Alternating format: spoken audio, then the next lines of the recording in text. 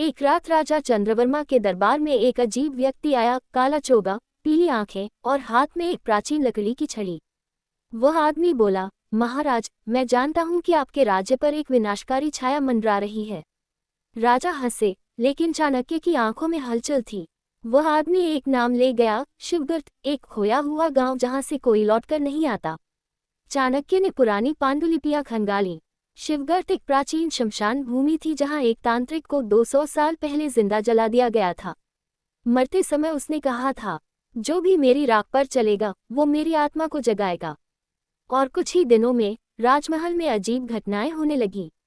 सैनिक गायब, महल में साए दिखने लगे और राजा की आंखें रात में चमकने लगी। चाणक्य ने गुप्त रूप से उस रहस्यमय व्यक्ति का पीछा किया। वो आदमी हर अमावस्या को महल के नीचे बनी पुरानी सुरंगों में जाता था। एक रात चाणक्य ने उसका पीछा किया। वहां उसने देखा राजा चंद्रवर्मा उस व्यक्ति के सामने झुका हुआ था। राजा की आत्मा अब उसकी नहीं थी। वो तांत्रिक लौट आया था उसी आदमी के शरीर में। राजा अब उसकी कठपुतली था। तांत्रिक ने पूरे राज्य को धीरे धीरे वश में लेना शुरू कर दिया। लोग अजीब हरकतें करने लगे, मंदिरों में खून चढ़ाया जाने लगा और हर पूर्णिमा को एक बच्चे की बलि दी जाती।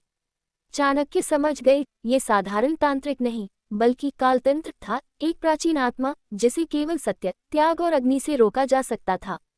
चाणक्य ने एक योजना बनाई।